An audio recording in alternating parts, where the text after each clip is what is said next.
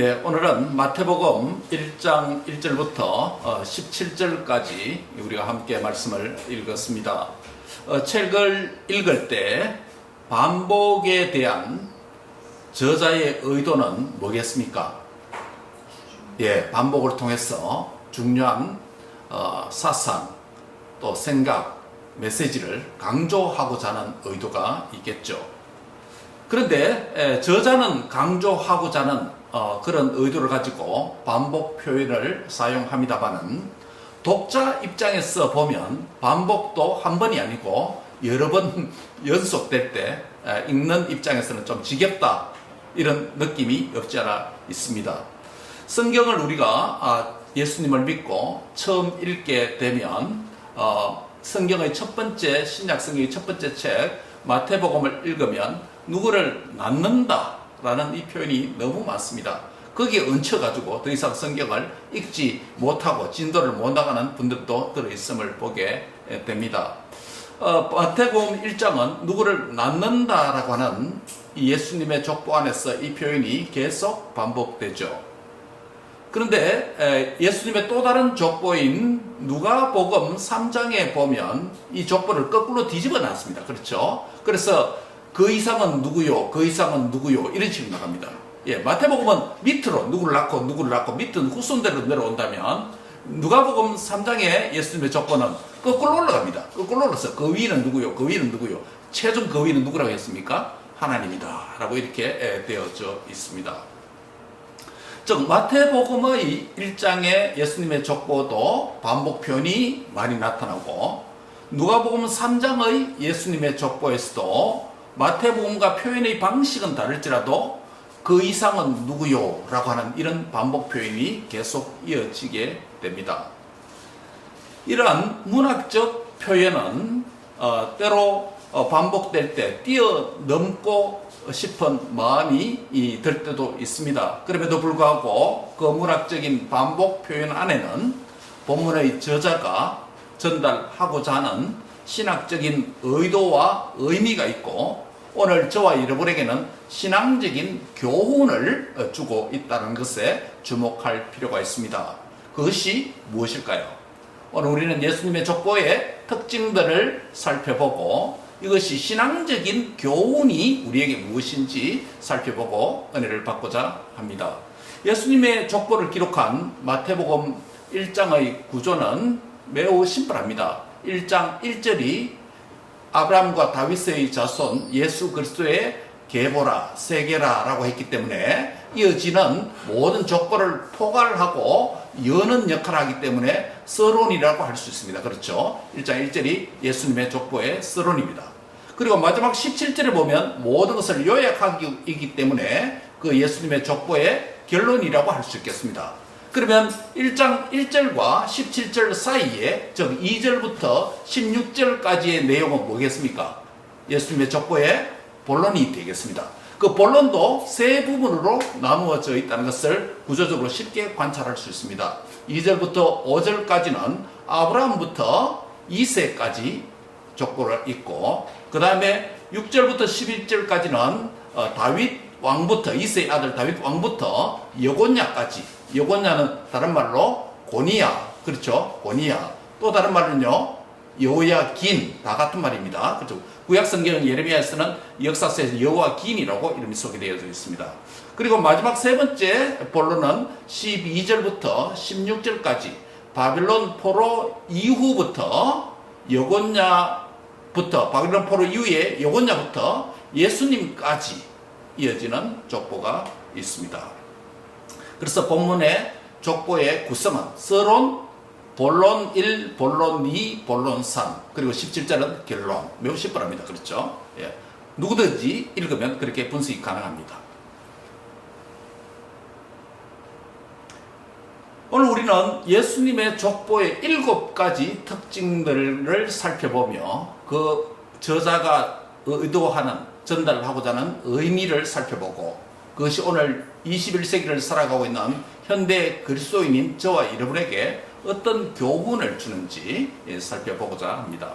첫째로 예수님의 족보의 특징은 보면 매우 기획적이다. 예. Jesus genealogy is schematized. 굉장히 기획적이다라는 겁니다. 기획적이다. 예. 전체 족보는 역사적으로 3단계로 구분했습니다. 매우 조직적으로 되어 있다는 것을 우리가 보았습니다. 각 단계는 몇 대씩 나눠져 있습니까? 예, 14대씩 배정을 하고 거기에 각각의 이름을 사용합니다. 아브라함부터 다윗까지 14대입니다. 또 다윗부터 포로 시기까지, 바벨론 포로 시기까지 14대입니다.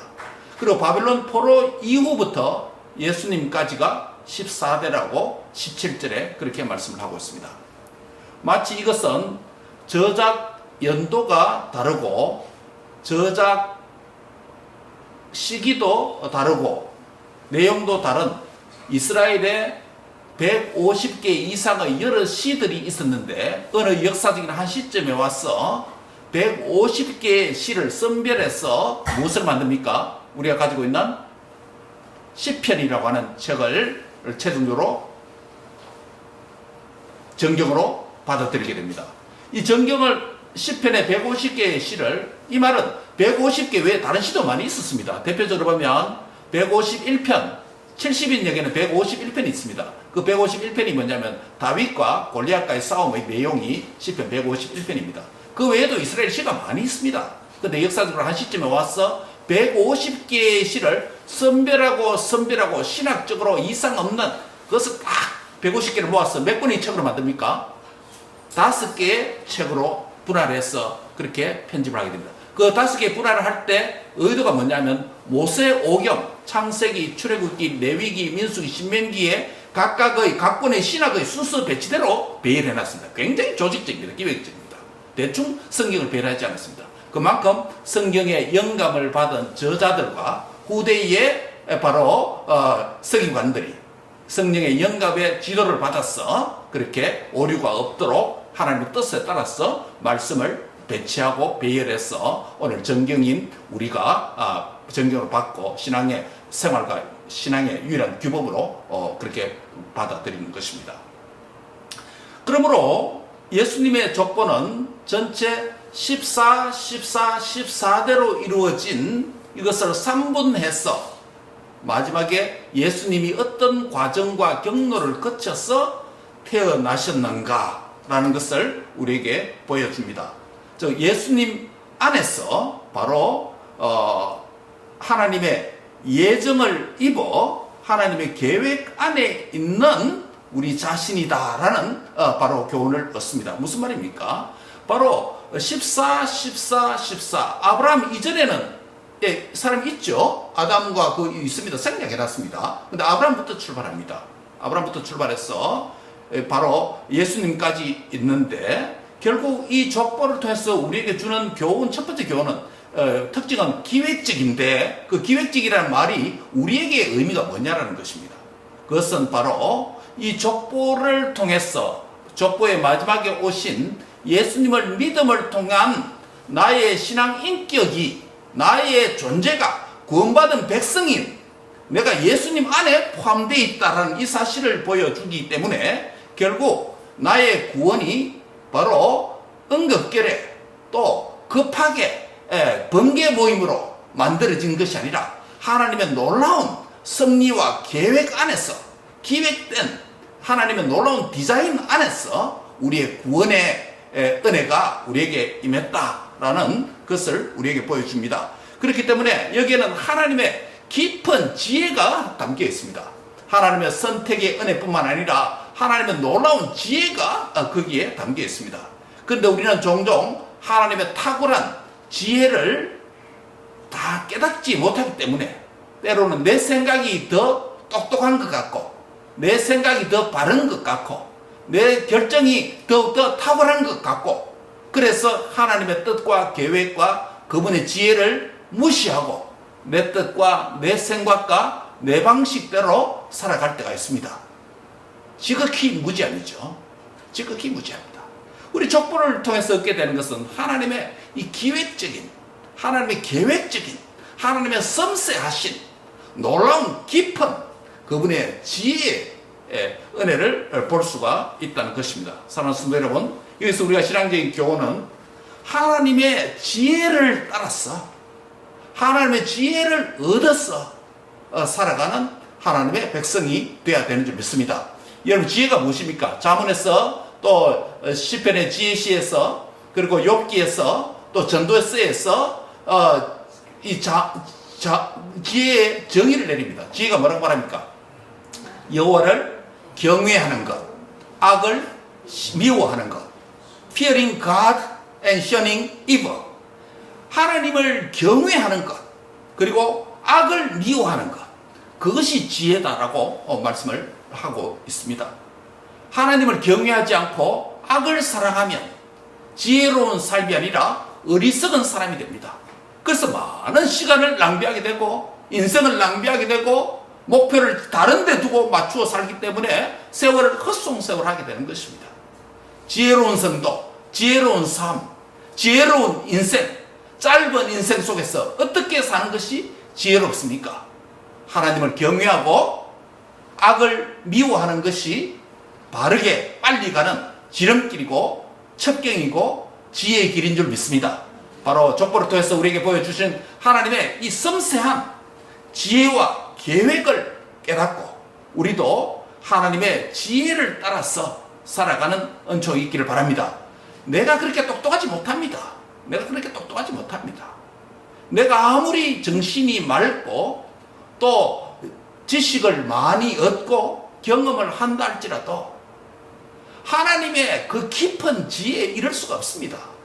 그런데 내가 내 인생을 주관하고 내가 주인인 양 내 마음대로 살고 내 계획대로 하고 내 생각대로 하고 내 반대로 살면 그 하나님의 뜻과 일치된 성공적인 인생을 살지 못하는 것입니다. 우리의 무지와 어리석음을 인정하고 지혜롭고 탁월하신 그분의 능력 안에서 주님을 경외하며 악을 미워하면서 사는 지혜로운 주님의 백성들이 되시기를 축원합니다. 두 번째로 이 족보의 특징은 무엇입니까? 이 예수님의 족보는 매우 선택적이다. Jesus genealogies, selective. 매우 선택적이다. 무슨 말입니까? 여러분, 공간복음의 다른 복음서인 누가복음 몇 장에 예수님 족보가 있다 했죠? 3장에 또 다른 예수님의 족보가 있다고 했습니다. 3장 23절부터 38절에 있는데 여기는 예수님부터 시작해서 조상까지 거꾸로 올라가는 방식을 취합니다. 그 위에는 누구, 그 위에는 누구 이렇게 됩니다. 그 마지막이 이렇게 되어 있습니다. 그 이상은 아담이요, 그 이상은 누구라? 하나님이라. 이렇게 예수님의 족보가 거꾸로 올라갑니다. 예수님으로 시작하여 하나님으로 끝납니다. 이것은 인간의 족보만이 아니라 그리스도의 시작 기원이 곧 하나님이라는 것을 강조합니다. 누가복음 3장의 족보 안에 몇 명 등장하시는지 아십니까? 몇 명요? 78명. 78명이 누가복음 3장의 예수님의 족보에 등장합니다. 그런데 우리가 읽은 마태복음 1장의 예수님의 족보 안에는 몇 명의 사람이 등장한지 아십니까? 약 40명이에요. 거의 반틈이 줄어듭니다. 이 말은 무슨 말입니까? 78명의 누가복음 3장의 예수님의 족보와 비교해보면 마태복음 1장 예수님의 족보는 몇 명이라고요? 40명으로 확 떨어뜨려 놨습니다. 이 말은 무엇입니까? 그 안에서 많은 사람들이 있지만은 어떻게 했다? 생략했다는, 다 족보에 기록하지 않았다는 거예요. 대표들을 보면 아브라함 이상은 없잖아요. 그렇죠? 예수님 족보는 아브라함부터 시작됐죠. 마태복음 그렇죠? 아브라함부터 시작됐죠. 그 이상은 없습니다. 아담까지는 없습니다. 생략했다고 해서 거기는 없는 게 아닙니다. 그렇죠? 지니알러지 라인이 늘어오고 있습니다. 다시 말해서 마태가 기록한 예수님의 족보는 이전 세대의 인물을 모두 생략하고 아브라함부터 시작해서 예수님으로 끝을 맺습니다. 그래서 이 족보의 이름을 우리가 예수님의 족보라고 부릅니다. 예수님의 족보는 이름이 있으나 존재는 있었으나 하나님 나라에서 의미 없는 행위는 없습니다. 죄의 흔적은 역사 속에서 용서받으나 의의 흔적은 상급이 됩니다. 예수님의 족보의 명단에 많은 이름이 생략되었으나 생략된 이름 가운데서 죄를 지은 사람들은 멸망을 받을 것이고 또 의를 행한 자들은 구원과 상급을 받게 될 것입니다. 이름이 없다고 해서 없는 게 아닙니다. 그렇죠? 이름이 없다고 해서 없는 게 아닙니다. 우리 인생도 그렇습니다. 이 땅에서 유명한 자 같이 사는 사람도 있고 이 땅에서 무명한 자 같이 사는 사람도 있습니다. 무명한 자 같이 산다고 해서 내 인생 자체가 하나님 앞에 없어집니까? 안 없어집니까? 없어지지 않습니다. 내가 유명한 자 같이 이 땅에서 산다 할지라도 그 삶이 하나님 앞에 또한 없어지는 게 아닙니다. 유명하거나 무명하거나 모든 인생은 하나님 앞에 결국 단독자로 서게 되어 있습니다. 의를 행한 자는 의의 대가를 받으실 것이고 악을 행한 자는 악의 대가를 받게 됩니다. 선악간에 그분 앞에 서게 된다는 말씀입니다.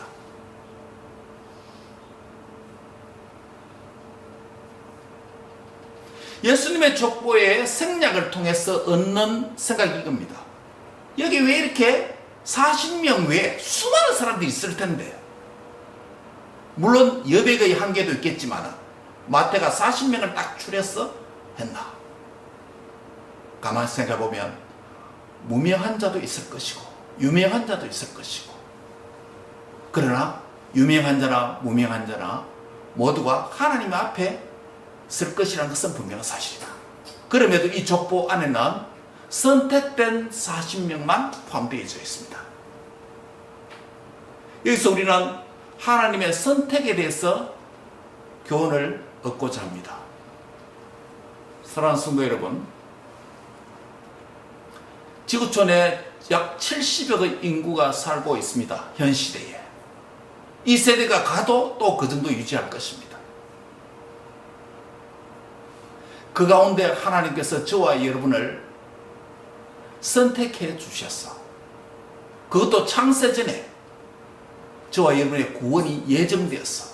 때가 되매 그분의 복음을 듣고 성령의 역사로 믿음을 통해서 예수님을 영접하여서 믿음의 계보 안에 들어왔다는 것은 특별한 은혜라고 할 수 있습니다. 특별한 은혜라고 할 수 있습니다. 이 하나님의 구원의 리스트, 지금 마태복음 안에 40명의 족보의 명단에는 저와 여러분의 이름이 없으나, 우리의 직계 혈통의 조상의 이름도 없으나, 이 족보에 이어지는 예수님 안에 있는 믿음의 후손의 언약의 계보 안에는 저와 여러분이 확실히 포함되어져 있음을 믿습니다. 믿습니까? 이게 구원의 은혜입니다. 선택의 은혜입니다. 이 선택의 은혜를 입어서 마태복음 1장 안에는 나의 이름과 직계 조상의 이름은 없다 할지라도 예수님 믿음으로 선택된 주의 백성으로서 구원의 리스트에, 언약의 계보 안에 저와 여러분이 포함되어서 천국에서 이 이름이 호명될 때 아멘, 여기 있습니다 라고 주님 앞에 설 줄 믿습니다. 세 번째로 예수님의 족보의 특징은 무엇입니까? 굉장히 언약적이다. covenantal. Jesus genealogy is covenantal. 마태가 선택적으로 사용한 이름은 언약 중심으로 이름을 선별했습니다. 즉, 누구로부터 시작됩니까? 아브라함입니다. 그렇죠? 아브라함을 갈대아 우르에서 부르시고 본토 친척 아비 집을 떠나라고 명하시고, 여호와 하나님께서 그를 만나 주셔서 무엇을 맺습니까? 창세기 12장에서 하나님과 언약 관계를 맺습니다. 아담 이후로 에덴 동산에서 전 인류가 범죄해서 하나님의 영광에 이를 수 없는 그런 상태에 빠졌을 때 하나님은 불쌍히 여기셔서 셈족 중에 하나인 아브라함을 선택하셔서 그와 언약을 맺고, 그와 맺은 언약 안에 있는 모든 후손들을 언약의 백성으로서 인치시고 언약의 라인을 하나님께서 위에서 구원 사역을 이루어가는 것이 구약 역사 아닙니까? 아브라함과 언약을 맺으신 그 하나님은 또 아브라함과 언약을 맺으실 때 그 언약의 핵심 세 가지 내용이 있습니다. 무엇이죠? 무엇을 약속했습니까? 땅을 약속했습니다. 두 번째는요? 자손. 그렇죠? 아브라함 자손 없는데, 아직 자손 아들 없을 때에 나중에 낳을 이삭을 통해서 바다의 모래알과 같이 하늘의 별과 같이 많게 된다. 수많은 자손들의 태어날 것이다. 자손을 약속했습니다. 세 번째는요? 복입니다. 하나님과 관계의 복인 이 복을 허락했습니다. 그래서 아브라함 언약 안에 있는 모든 언약의 자손들은, 언약의 백성들은 하나님이 주시는 땅과 자손들과 그 복을 누리는 그런 삶을 살게 된 것입니다. 그런데 언약의 백성들이 하나님의 말씀대로 살지 아니하고 불순종하니까 언약의 약속된 반대 측면에 언약의 저주를 받게 되고 하나님과 언약 관계가 문제가 생기게 됩니다. 그것이 구약 역사 아닙니까? 그렇죠? 바로 이제 두 번째 인물이 바로 다윗이라는 인물 아닙니까? 아브라함과 언약 이후에 세월이 지나서 다윗 언약으로 아브라함의 언약을 더 갱신하게 됩니다. 리뉴얼 하게 됩니다. 다윗 언약의 대표 개념이 뭡니까? 다윗 언약은 사무엘하 7장 8절부터 16절에 나타나 있습니다. 다윗과 하나님과 언약을 맺습니다. 다윗과 하나님이 언약을 맺을 때 그 언약을 우리가 다윗 언약이라고 부르는데, 다윗 언약의 핵심은 무엇이냐 하면 영원한 나라와 왕권에 대한 약속을 하신다라는 것입니다. 즉 다윗의 후손으로 태어날 모든 왕들에게 적용되는데, 이제 이 세상 나라와 달리 다윗의 나라는, 하나님의 나라는 영원한 나라가 될 것이고, 그 영원한 나라를 다스리는 왕이 너의 후손으로 태어날 것이다 라고 하는 것이 다윗 언약 아닙니까? 그런데 다윗과 언약을 맺은 그것이 영원한 나라와 영원한 왕권을 가진 왕이었는데, 세월이 지나다 보니까 다윗 계열의 왕, 다윗의 아들 누굽니까? 솔로몬 아들이 여로보암과 르호보암으로 북왕국과 남왕국이 나누어지죠? 예. 남쪽에 르호보암 아들 아닙니까? 북이스라엘은 다 탈을 해버리고, 남쪽에 솔로몬 이후로 르호보암, 북쪽은 여로보암 계열이죠. 이쪽 르호보암 계열의 모든 유다 왕들이 하나님의 언약의 말씀을 잘 지켰습니까? 안 지켰습니까? 못 지켰습니다. 다윗 언약이 뭡니까? 핵심이 영원한 나라고 영원한 왕권 아닙니까? 하나님의 언약의 말씀을 불순종하니까 영원한 나라와 영원한 왕권이 그들의 왕들에게 실현되지 않고, 데이비드 킹스, 다윗의 라인에 있는 왕들에게 실현되지 않고 결국 유다가 주전 586년에 망하게 됩니다. 북쪽은 더 얼리 망했고, 그렇죠? 그래서 이 나라가 영원한 나라가 아니구나. 하나님께서 다윗 언약을 통해서 영원한 나라, 영원한 왕권을 약속했는데 왜 언약이 안 이루어지지? 하나님께 문제가 있나? 그렇습니까? 누구에게 문제가 있었습니까? 언약 백성들에게 문제가 있었습니다. 그래서 하나님은 바벨론 포로로 잡혀간 70일 후에 마지막 왕 누구요? 여호야긴, 여호냐라는 이름을 가진 그 고니야의 후손을 통해서 바로 포로 후기 공동체인 스룹바벨을 총독으로 삼아서 다시 돌아오게 되지 않습니까? 그게 예수님의 조건이 지금 있는 거예요. 결국 마지막 클라이막스는 다윗의 자손, 그리고 아브라함의 자손, 아브라함의 언약의 포인트, 다윗의 언약의 최정점 누굽니까? 예수님. 새 언약의 중보자이신 예수님이 아브라함의 후손으로 오셔서 아브라함의 언약을 완성해 주시고 땅과 자손과 복을, 그러나 이 문자적으로 이루어진 건 아니죠. 예수님 안에서. 그렇죠? 땅이라는 것은 뭡니까? 이제는 팔레스틴, 이스라엘의 그 영토를 말하는 게 아니고 우리에게는 하나님의 나라, 그렇죠? 그 다음에 자손, 하나님을 믿는 백성, 믿는 백성이죠. 단순히 숫자 백성이 아니라 이스라엘, 육체적인 이스라엘이 아니라. 그 다음에요 하나님을 믿는 이 복, 하나님과 관계, 이것을 언약의 중보자, 새 언약의 중보자로 오신 예수님을 믿는 자에게 아브라함의 복에 약속된 모든 것을 우리에게 허락된 줄 믿습니다. 또 다윗 언약을 통해서 약속된 것, 영원한 나라와 영원한 왕이 어떻게 옵니까? 다윗의 모든 후손들의 왕은 실패했으나 하나님은 다윗 계열의 마지막 왕 누구요? 예수 그리스도를 통해서 다윗 언약에 약속한 영원한 나라를 우리에게 선물로 주시고 다윗 언약에 약속한 영원한 왕이신 예수님이 저와 여러분의 왕으로 오신 줄 믿습니다. 우리에게 주는 교훈이 무엇입니까? 예수님의 족보의 세 번째 특징은 언약적이다. 즉 언약의 왕으로 새 언약의 중보자로 오신 예수님이 저와 여러분의 언약의 주가 되었다. 이제는 저와 여러분도 우리에게 적용하면 언약의 신실하신 하나님을 따라서 우리도 이 땅에서 신실한 주님의 언약의 백성으로 살아야 되는 줄 믿습니다. 예, 특별히 그리스도인들은 정직해야 됩니다. 정직해야 됩니다. 믿지 않는 자들과 거짓말 입에 정치인들 보세요. 얼마나 했던 말 또 시건하고 합니까? 논리도 맞지 않고 과거에 했던 말도 맞지도 않고 어느 정권이나 똑같습니다. 한국에 미국 전 세계 똑같습니다. 신실한 언약의 하나님을 믿는 저와 여러분은 하나님 앞에서 언약이 신실할 뿐만 아니라 우리도 하나님 앞에서 사람 앞에서 정직한 그리스도인으로 살아야 될 줄 믿습니다. 그게 언약의 백성의 삶입니다. 우리에게 준 교훈입니다. 네 번째로 예수님의 족보의 특징은 무엇입니까? 이 족보를 살펴보면 남자가 많습니까? 여자가 많습니까? 많은 정도가 아니고 압도적입니다. 압도적입니다. 아브라함, 이삭, 야곱의 이름만 언급되었지 그들의 아내인 사라와 라헬, 레아 또 리브가 이름은 기록하지 않았습니다. 그렇다고 그 여인의 이름이 그 여인의 존재가 없는 것입니까? 그건 아니잖아요.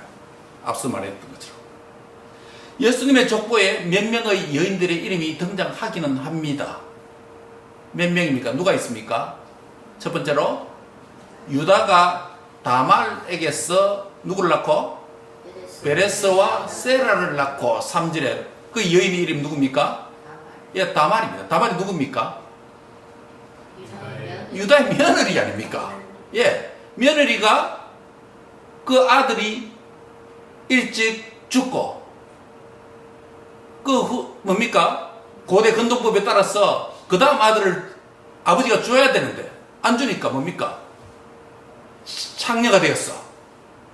근데 자기 며느리인 줄 모르고 그와 동침했어. 아이를 낳는 자 누굽니까? 베레스와 세라 아닙니까? 쌍둥이죠. 그 여인의 이름이 하나 나옵니다. 그 다음에 두 번째는 5절에 보면 살몬이 누구에게서? 라합에게서 보아스를 낳고 이 라합이 누굽니까? 여리고 정복 전쟁 때 있었던 기생 라합입니다. 또 나옵니다. 보아스는 룻에게서 누구를 낳고? 오벳을 낳고 5절에 보아스가 룻에게서 오벳을 낳고 그럼 룻이 누굽니까? 모압 땅 이방 여인입니다. 이방 여인. 지금 3명의 여자를 말했는데 모두가 뭐예요? 모두가 부정하고 이방입니다. 다말, 며느리, 가늠함. 그렇죠? 기생 라.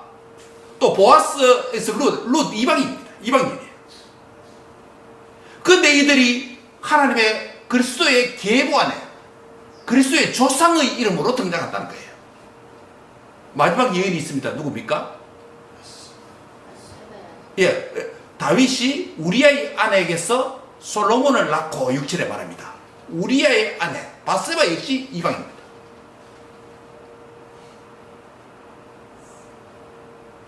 구약에서부터 하나님은 이스라엘을 선택한 선민으로 은혜로 택했을지라도 이방인에 대한 구원과 이방인에 대한 선택에 대해서 하나님은 눈 감지 않았습니다. 이 세 여인이 다 그렇습니다. 마지막 여인이 한 번 더 등장합니다. 마지막으로 마리아에게서 누가 낳고? 그리스도 예수가 나시니라. 마리아는 경건한 소녀죠. 각 단계마다 여인이 등장합니다. 총 5명입니다. 예, 마리아까지.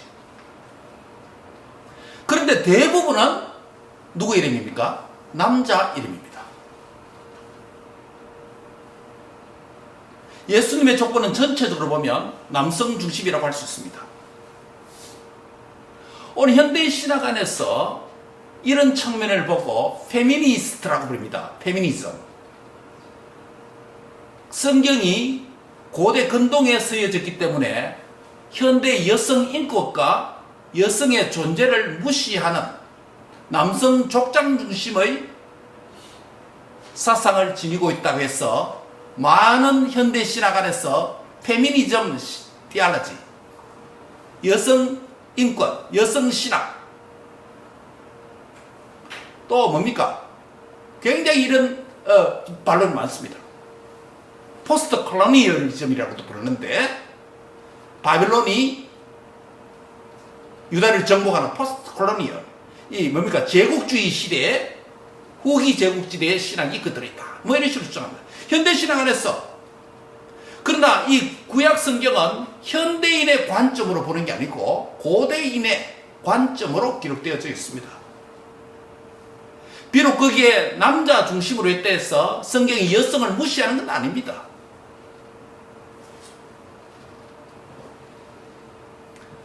그렇다고 해서 여성 페미니즘을 여기서 주장하면 더구나 되지 않습니다.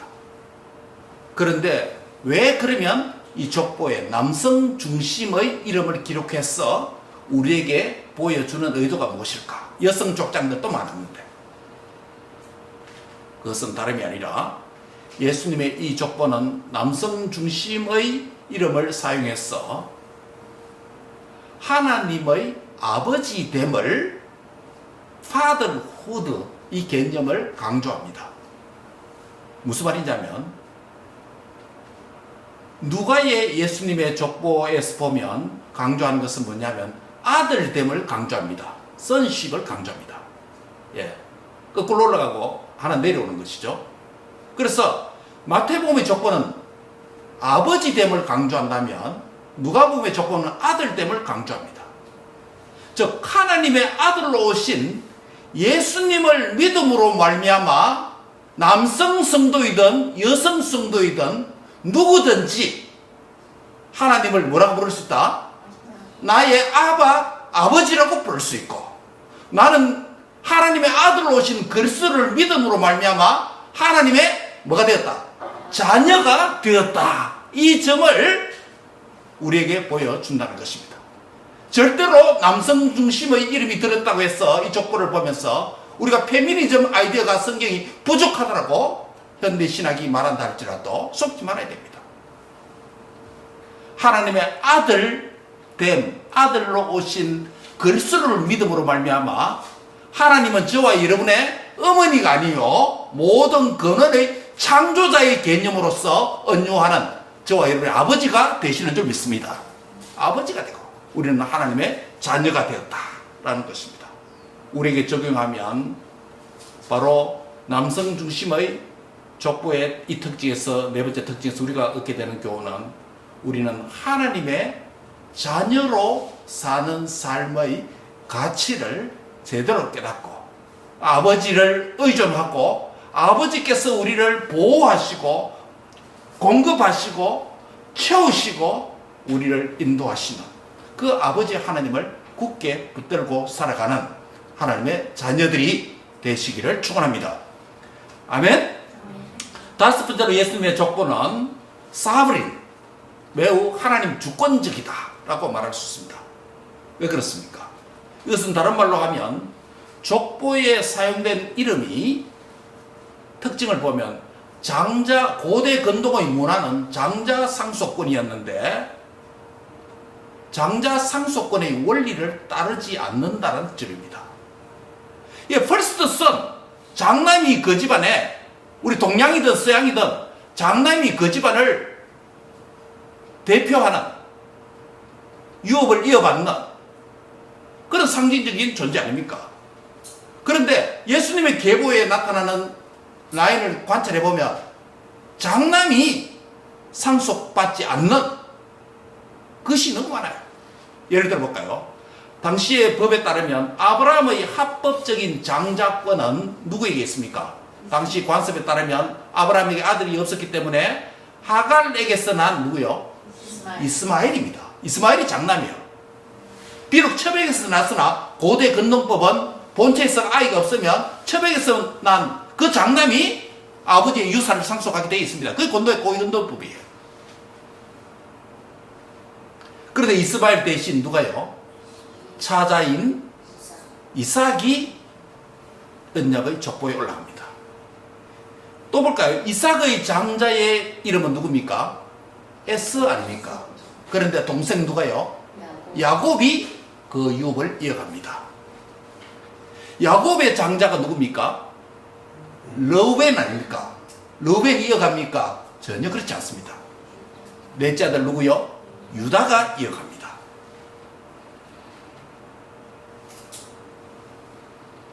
무엇 때문일까요?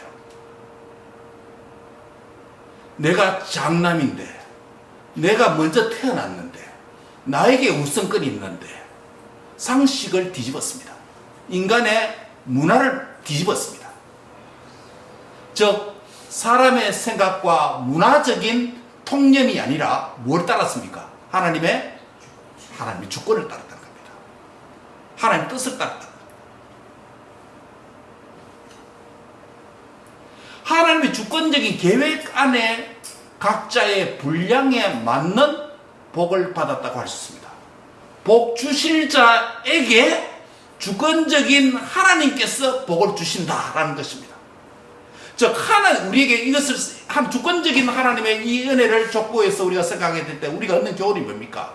하나님은 나에게 무엇보다 첫 번째는 하나님 나에게 복을 주실 수 있는 분이다. 믿습니까? 하나님 나에게 복을 주실 수 있는 분이다. 그런데 복을 주셨다면 이 복을 빼앗을 자가 있습니까? 없습니까? 없습니다. 하나님께서 나에게 복을 주시면 세상에 무엇도 이 복을 빼앗을 수가 없습니다. 예수 그리스도 안에서 아브라함과 다윗의 자손 예수 그리스도로 오신 그 예수님을 믿는 믿음으로 말미암아 우리에게 모든 언약의 복과 하늘의 신령한 복이 우리에게 약속되어 있는데 이 복을 뺏어갈 자가 있다고 없다고요? 없다는 것입니다. 왜요? 하나님의 주권적인 뜻이 그렇기 때문에 그렇습니다. 그러면 우리의 구원은 하나님 안에서 안전한 줄 믿습니다. 아멘. 옆 사람 한번 축복합시다. 당신의 구원은 너무 안전합니다. 불안해하지 마세요. 떨지 마세요. 고난 앞에도 너무나도 안전합니다. 주권적인 하나님이 나와 함께 하시는 줄 믿습니다. 오늘 휴스턴 한인장로교회에서 제가 대학 때 후배고 또 선교단체 함께 섬겼던 후배 목사 김수동 목사가 있는데 휴스턴 한인장로교회 오늘 담임 목사 취임식을 하게 되고 임직식을 하게 됩니다. 그래서 저에게 선배 목사님 이 축사를 하나 보내주세요 해서 어저께 담임이 왔을 때 영상을 찍어서 만들어서 보내주었습니다. 김수동 목사는 참 학부 때부터 하나님을 너무 사랑하는 친구예요. 친동사 같이 여기고 그렇게 사랑하는 후배 목사인데 그때 운동권 학생들 그 다음에 뭡니까 누구 하나 죽었잖아요. 열사크고 근데 총학생회 앞에 분향단을 만들고 신학교 안에서 분향단을 만들고 거기다 절하고 이래 학생들 안 믿는 애들이겠죠.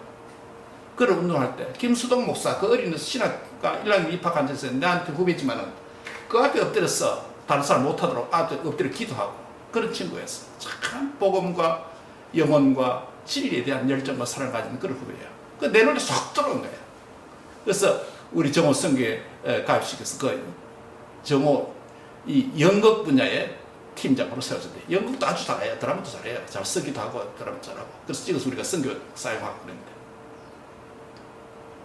휴스턴에서 개척해서 목회를 하다가 이번에 휴스턴 한인장로교회 PCA죠. 큰 교회입니다. 그 부임을 했는데 그 축사 제가 만들어서 보내주면서 마지막에 이 말씀을 추가했습니다. 시편 67편 7절 말씀인데 하나님이 우리에게 복을 주시리니 땅의 모든 끝이 하나님을 경외하리로다. 무슨 말입니까? 하나님 우리에게 복을 주시는데 내가 이 복에 취해서 내가 이 복, 내만 복 받고 이게 아니라 나에게 복을 주신 것은 무엇을 겨냥합니까? 땅의 모든 끝이 하나님을 경외하는 것이다. 내가 하나님을 믿는 이 복을 받은 것은 나에게 엄청난 복을 베풀어 주신 은혜는 나를 통해서 또 다른 사람과 또 다른 사람과 땅 끝에 있는 사람들까지 하나님을 경외하도록 하는 것이다. 나는 이 말씀을 축사의 마지막 성경 말씀을 넣어서 전달했습니다. 그 교회가 또 김 목사 목회가 그렇게 되라는 기원하는 의미에서 그렇게 했습니다. 이것이 비단 김 목사와 휴스턴 한인 장로교회만 해당되겠습니까? 오늘 우리에게 주시는 말씀대로 예수님의 족보는 주권적인 특징을 갖고 있는데 하나님께서 우리에게 복을 주신 것은 하나님께서 나에게 복을 주신 그 주권적인 뜻이 무엇이겠습니까? 나만 믿고 내 자녀들만 잘 되는 것입니까? 땅끝까지 이르러 주의 복음을 전거함으로 그들도 택한 자녀들도 하나님을 땅끝에서도 경외하는 역사가 일어나는 그 사명 때문이 아니겠습니까? 근본 땡스기빙 맞이해서 1년에 한 번도 전도 안 했다면 개인적으로 못한다면 한 가정에 한 명이라도 믿지 않는 이웃을 초대해서 하나님의 복에 동참하는 백성으로서 그들도 하나님의 경외하는 은총을 입는 그런 일에 쓰임을 받는 저희는 되시기를 축원합니다. 아멘입니까? 하나님의 주권을 의지하고 신뢰하는 삶을 살아야 된다는 것입니다. 여섯 번째로 예수님의 족보의 특징은 무엇입니까? 왕권 중심적이다. 킹십이 강조되어 있다라는 것입니다. 마지막 14번째 이름이 무엇으로 끝났습니까? 14번째요. 다윗으로 끝났지 않습니까? 아브라함으로 시작된 이름이 다윗으로 끝났습니다. 이새는 다윗 왕을 낳으리라 라고 말씀했죠. 자세히 보면 이새가 다윗을 낳았다라고 기록하지 않고 무엇을 낳았다? 다윗 왕을 낳았다. 톤 다비드, 톤 바슬레이아, 다윗 왕을 낳았다라고 표현했습니다. 다윗을 낳았다 했다는데 왕을 붙여서 다윗 왕을 낳았다고 강조되어 있습니다. 단순히 사람 이름 인명이 아니라 왕이라고 하는 직명을 사용하는 것에 주목할 필요가 있습니다. 1단계 족보의 마지막 이름이 다윗 왕입니다. 2단계 전체가 어떤 사람들입니까? 다윗 계열의 왕들입니다. 왕들의 리스트입니다. 로얄 리스트입니다. 자연히 2단계 마지막 이름도 다윗 자손의 왕입니다. 마지막 3단계의 마지막 이름이 누굽니까? 예수 그리스도입니다. 예수 그리스도 역시 다윗 왕의 자손으로 오신 메시아로서 왕직을 가진 분이라고 강조합니다.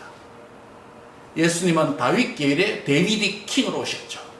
메시아닉 킹으로 오셨죠. 예수님은 다윗 계열의 왕들과 연속성이 있다라는 것입니다. 동시에 다윗 계열의 모든 왕들은 하나님의 구원을 위한 그 언약에 성공했습니까? 실패했습니까? 실패했습니다. 범죄했습니다. 그래서 포로로 갔지 않습니다. 단지 예수님만 자기 백성을 구원하는 참된 왕으로 승리하셨습니다. 이것은 다윗 계열의 왕들과 메시아 왕으로 오신 예수님과 차이점을 보여줍니다. 결과적으로 마태가 기록한 예수님의 족보는 다윗 계열의 왕들과 연속성을 가지면서도 그들과는 차이가 있다는 그리스도의 왕권이 차별되었다는 것을 우리에게 보여줍니다. 즉 예수님이 저와 여러분의 왕으로 이 땅에 성탄한 줄 믿습니다. 이것을 우리에게 적용하면 어떻습니까? 나의 삶 속에서 내 인생의 주인이 내가 왕노릇하는 것에서 내려와서 그분께 맡기고 의지하는 그런 삶이 되시길 바랍니다. 우리의 자녀들도 내 인생의 주인이 내가 아니라 하나님이 그리스도께서 나의 인생의 주인이시고 왕이라는 것을 믿고 그분을 의지함으로 그분의 인도를 따라서 그분의 뜻을 따라서 살아가는 복된 은혜가 있기를 바랍니다. 부모된 우리 모두들도 우리의 남은 인생의 주인이 내 자신이 아니라 예수님이 나의 왕이 되신다. 그 왕께 순종하고 복종하는 복된 삶이 되기를 바랍니다. 이 사람 축복하겠습니다. 예수님이 당신의 왕입니다. 예수님이 나의 왕입니다. 깔보지 마세요. 네, 예수님이 나의 왕입니다. 그 왕을 의지하고 세상을 두려워하지 말고 사람을 무서워하지 말고 시련과 역경을 불안해하지 말고 예수님이 내 삶과 내 영육간의 왕이시고 통치자이시고 다스리는 분인 걸 믿고 그 주님께 맡기는 인생 되시기를 축원합니다. 아멘. 마지막의 특징입니다. 예수님의 족보에 나타난 마지막 7번째 특징은 이 대수에 대한 상고할 점이 있습니다. 대수 몇 대 몇 대라고 하는 거. 자세한 것은 성경 공부 때 하고 핵심만 요약만 말씀드리겠습니다. 첫 번째 단계가 아브라함부터 다윗까지 몇 대라고요? 14대라고 했습니다. 2단계 14대 솔로몬부터 여고냐까지 몇 대입니까? 14대입니다. 3단계 스알디엘부터 예수 그리스도까지 몇 대입니까? 그런데 자세히 세어보면 14가 아닙니다. 거기에는 중복된 이름도 있을 뿐만 아니라 마지막 때 보면 이렇게 됩니다. 첫 번째 단계는 14 맞습니다. 세어보면. 그 다음에 중복 빼고 두 번째 단계도 14가 맞습니다. 중복, 다윗이 이름이 중복됐잖아요. 그 다음에 세 번째 세어보면 13이 됩니다. 그런데 어떻게 마태는 14다, 14다, 14다고 말했을까요? 그래서 많은 신학자들이 추측합니다. 여기에는 예수님을 2인분으로 나눠야 된다. 예수님의 인성과 예수님의 신성을 분리해서 2인분을 나눠서 14를 맞춰야 된다. 이렇게 주장하는 엉터리도 있습니다. 또 어떤 주장이 하느냐면 마지막에 13으로 끝났으니까 예수님 안에 누구를 포함시키자? 믿는 나 자신이 거기에 있다고 생각하자. 그럼 14가 떨어진다. 이렇게 주장하는 사람도 있습니다. 많은 다양한 추측을 해서 이 문제를 풀려고 애를 썼습니다. 제가 이 문제에 관심을 갖고 몇 년 전에 연구를 시작했습니다. 답을 찾아냈습니다. 중복을 빼면 14, 14, 13인데 1번부터 아브라함부터 1번부터 저 예수님까지 리스트를 중복 빼고 해보면 번호가 어떻게 되냐면 1번부터 예수님 앞까지 딱 몇으로 끊어집니까? 40으로 끊어진다는 사실이에요. 이걸 발견한 주석이 없어요. 제 연구를 통해서 나타납니다. 예수님 앞에 40으로 딱 끊긴다는 사실이에요. 여러분 구약에서 성경에서 40은 무슨 의미예요? 완벽한 하나님의 준비를 위한 기간이에요. 40일, 40년, 40시간 뭐 전부 다 그렇습니다. 광야에 40년 또 40일 금식기도 그렇죠? 40일 예수님은 40일도 있고 또 뭐 누굽니까? 엘리야 40일도 있죠. 완벽한 하나님이 필요한 그 기간을 채우는 것이 40일이에요. 다시 말씀드리면 마지막 3단계의 맨 끝이 예수님인데 예수님 직전까지 아브라함부터 모두가 몇 명으로 끊긴다고요? 40명이에요. 즉 예수님을 위해서 40명을 선택했지만은 완벽한 하나님이 준비하신 이후에 누가 왔다? 예수님이 왔다는 결론입니다. 즉 이 말은 구약의 모든 예언이 하나님의 완벽한 준비 과정을 거쳐서 성취된 인물로서 결국 마지막으로 누가 왔다? 예수님이 태어나셨다. 이 말이 됩니다.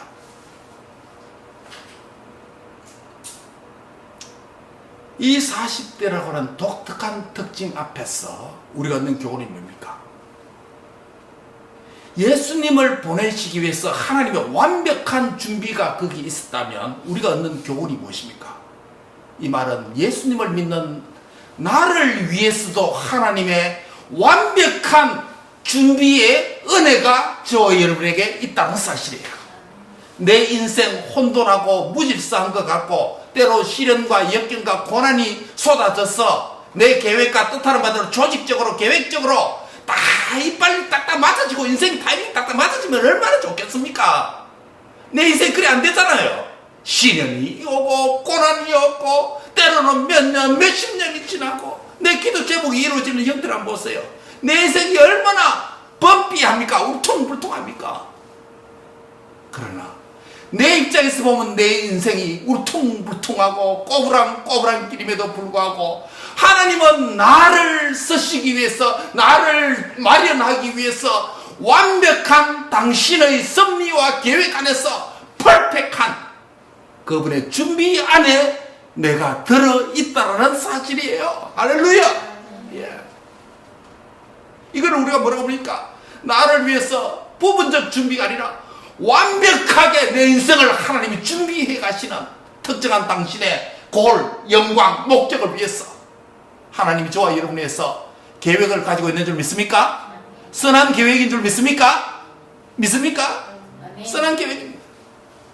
하나님께서 나를 통해서 위대한 당신의 선한 계획을 내 짧은 인생, 보잘것없는 인생을 통해서도 이루시기를 간절히 원하십니다. 아멘. 그런데 그 마지막을 이루기 위해서 하나님은 내 인생 긴 시간 안에서 나를 한 걸음 한 걸음 준비시키셨어. 완벽한 준비를 하시고, 물론 그 과정에서도 영광을 받으시지만 마지막 인생의 골을 향해서 퍼펙트하게 내 인생을 준비해 주시는, 준비해 가시는 하나님은 놀라운 완벽하신 은혜를 찬양하지 않을 수가 없는 것입니다. 할렐루야. 이걸 뭐라고 부릅니까? 여호와 이레. 내 인생을 준비하시는 하나님. 이런 의미에서 우리 미래를 좀 너무 불안하지 말아야 됩니다. 불확실한 미래 때문에 청년들도 떨고 성인들도 불확실한 미래 때문에 걱정하고 염려하는 것, 내 건강의 문제, 내 파이낸셜 문제, 내 자녀들의 문제, 내 사후의 우리 자손들의 문제, 걱정들이 한두 가지겠습니까? 하나님은 분명하지만 저와 여러분을 사랑하시고, 하나님은 저와 여러분에서 당신의 놀라운 선한 계획을 갖고 계신 줄 믿습니다. 한 걸음 한 걸음 시름과 울퉁불퉁한 범피 위기가 우리 앞에 놓여있다 할지라도 그분께서 나의 인생을 통해서 영광 받으시기 위해서 확실하고 퍼펙트하고 완벽하게 나를 준비해서 그분께서 글소의 자단에 관제와 같이 부원받은 마지막에 인생의 향연을 주님 앞에 올려드려서 영광이 될 수 있도록 그러한 방향으로, 그러한 고를 향해서 저와 여러분의 인생의 주인 되신 하나님께서 한 걸음 한 걸음 인도해 주실 줄 확실히 믿고 그분을 전적으로 신뢰하고 그분께 맡기는 은총이 함께 하시길 바랍니다.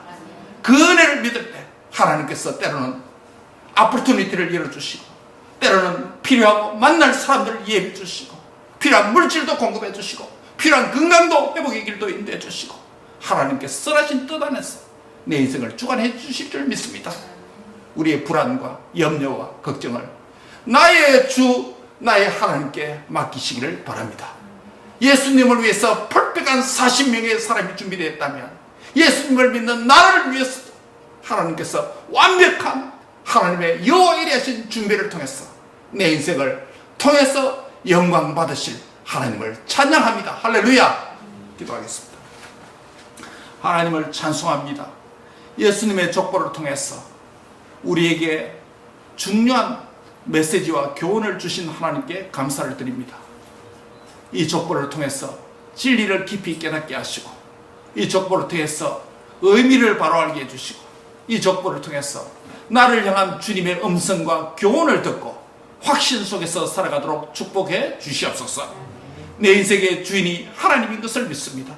때로는 사람이 내 인생을 주관하는 것 같고, 때로는 불공평한 세계가 나를 인생을 방해하는 것 같기도 하지만 울퉁불퉁하고 무질서하게 보일지라도 내 인생의 주인은 세상과 사람이 아니라 나의 실수도 아니라 내 인생의 주인은 완벽하신 전능하신 하나님이 내 인생의 주관자이시며 주권자이시며 왕이심을 선포하고 믿습니다. 이 하나님께 내 인생을 맡기며 의지하며 살아가는 믿음의 자손들 되도록 축복해 주옵소서. 예수님의 이름으로 기도합니다. 아멘.